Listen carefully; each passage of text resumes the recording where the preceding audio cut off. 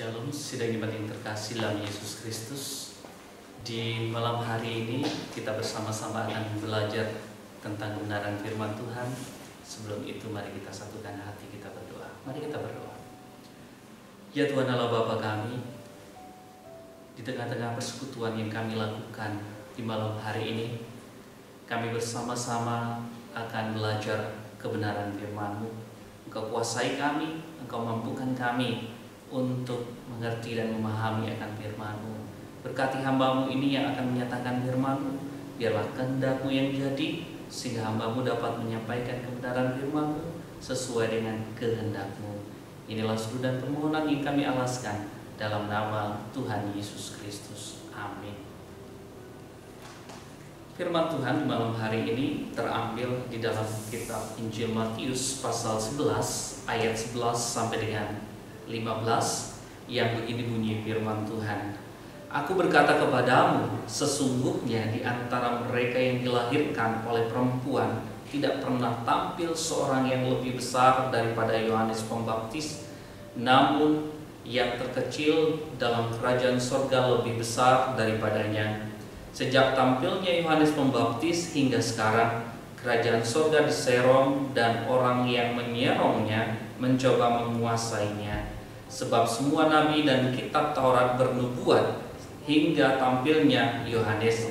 Dan jika kamu mau menerimanya, ialah Elia yang akan datang itu. Siapa bertelinga, hendaklah ia mendengar. Demikianlah pembacaan firman Tuhan. Shalom, sidang jemaat yang terkasih di dalam Yesus Kristus. Perenungan firman Tuhan di malam hari ini adalah yang terkecil akan menjadi yang terbesar. Bapak Ibu saudara-saudari yang terkasih di dalam Yesus Kristus, kecenderungan manusia adalah tidak pernah mau menjadi yang terkecil. Siapa sih di antara kita yang tidak mau atau yang mau menjadi yang terkecil di dalam kehidupannya? Karena menjadi yang terkecil itu menurut kita manusia adalah menjadi sesuatu yang dipandang memiliki makna negatif. Kita manusia selalu ingin menjadi yang terbesar. Kenapa kita ingin menjadi yang terbesar?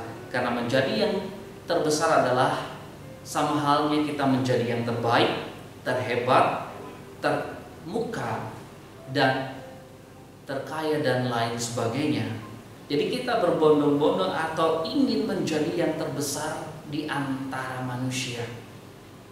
Sebaliknya kalau menjadi yang terkecil berarti kita menjadi yang terbelakang, menjadi yang terburuk atau yang tertindas. Jadi melalui firman Tuhan, melalui sabdanya hari ini mengingatkan kita atau memberikan sebuah ajaran dalam kehidupan kita yang berbanding terbalik dengan kecenderungan pemikiran manusia hingga sampai pada saat ini. Yesus melalui ajarannya menyampaikan kepada kita bahwa yang terkecil itu adalah yang terbesar. Hal ini jelas Bapak Ibu saudara-saudari yang terkasih di dalam Yesus Kristus. Ungkapan Yesus, barang siapa merendahkan dirinya sampai kedudukan yang paling rendah, akan menjadi yang terbesar di dalam kerajaan Allah. Itu luar biasa sekali pernyataan Yesus. Barang siapa merendahkan dirinya sampai kedudukan yang paling rendah, akan menjadi yang terbesar di dalam kerajaan Allah. Dan inilah yang ditujukan Yesus sendiri kepada kita, bahwa ia telah merendahkan dirinya sampai ke titik nol, dan bahkan ia telah merendahkan dirinya dengan mengambil rupa seorang hamba yang kemudian rela mati di kayu salib. Itulah yang dilakukan oleh Yesus di dalam kehidupannya. Dia adalah Allah yang maha besar, tapi dia mau merendahkan dirinya menjadi seorang hamba, berada di dalam titik terendah, titik paling rendah, yaitu titik nol, untuk melakukan karya ajaib, menyelamatkan kita orang-orang yang berdosa ini. Dia telah merendahkan dirinya untuk mati dengan cara yang paling aib, di mana ia mengalami bentuk kematian yang paling hina dan paling menyakitkan. Coba kita berada dalam posisi Yesus, bisakah kita melakukan hal itu? Bisakah kita berada dalam posisi itu? Dia rela berkorban. Pengorbanannya itu adalah pengorbanan yang luar biasa. Dia mati di kayu salib. Itu adalah titik terendah yang mungkin kita tidak sanggup untuk sampai pada tahap itu. Tapi Allah sendiri mengangkat dia menjadi yang terbesar di dalam kerajaan Allah. Itu hal yang luar biasa di dalam karya Allah melalui anaknya Yesus Kristus. Dan keteladanan Yesus menjadi contoh bagi kita di dalam menunjukkan kerendahan hati dalam hidup kita. Kita harus bisa merendahkan hati. Jangan kita hanya mau menjadi orang yang terbesar, tetapi biarlah kita menjadi orang yang terkecil supaya nantinya kita bisa menjadi orang yang terbesar.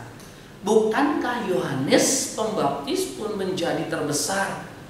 Bukan karena ia telah melakukan hal-hal yang besar dalam hidupnya, melainkan karena kualitas kerendahan hati yang telah ditunjukkannya dalam kehidupannya, dengan mengakui kebesaran dan keagungan Allah yang nampak di dalam Yesus Kristus.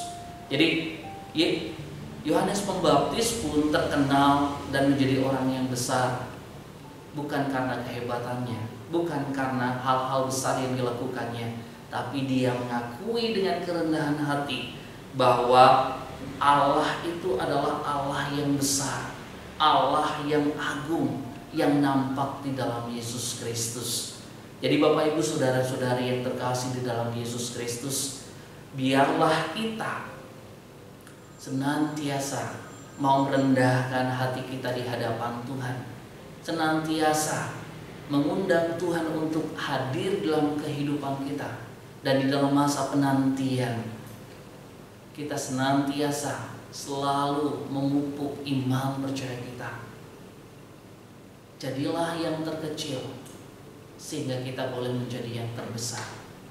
Rendahkanlah hati kita di hadapan Tuhan.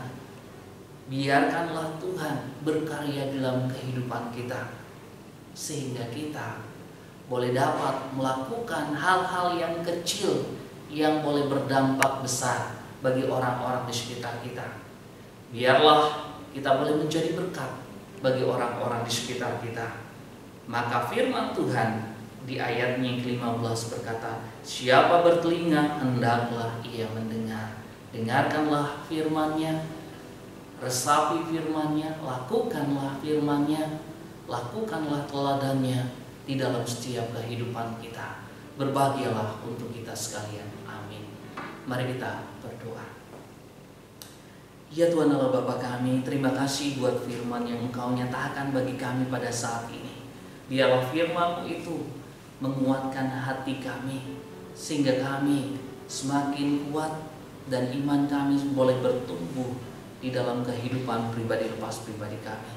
Ya Tuhan Allah Bapa kami juga berdoa buat warga jemaat-Mu Surya Buana yang mengalami kelemahan tubuh, yang menderita sakit penyakit. Kami berdoa ya Tuhan, kiranya Engkau menjamah sakit penyakit yang mereka alami dalam kehidupan mereka. Engkau beri pemulihan, Engkau beri kesehatan yang sempurna yang hanya datangnya daripada-Mu dalam kehidupan mereka.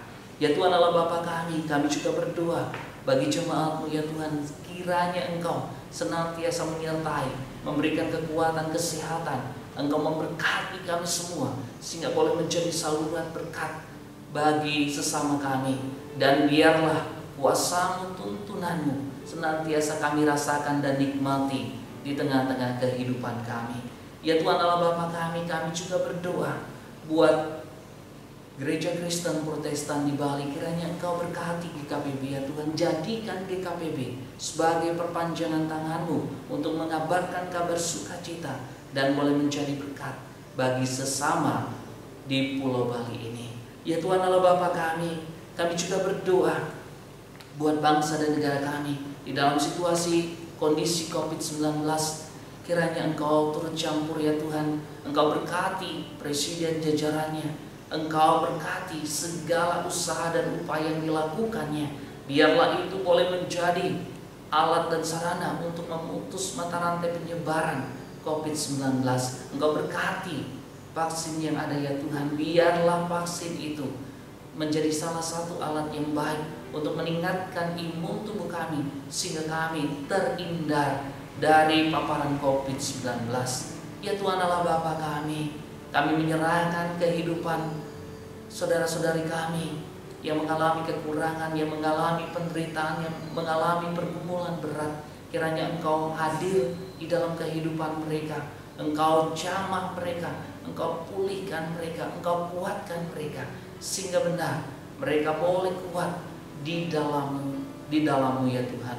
Ya Tuhan Allah Bapa kami, inilah seru dan permohonan yang kami alaskan dalam nama Tuhan Yesus Kristus. Amin.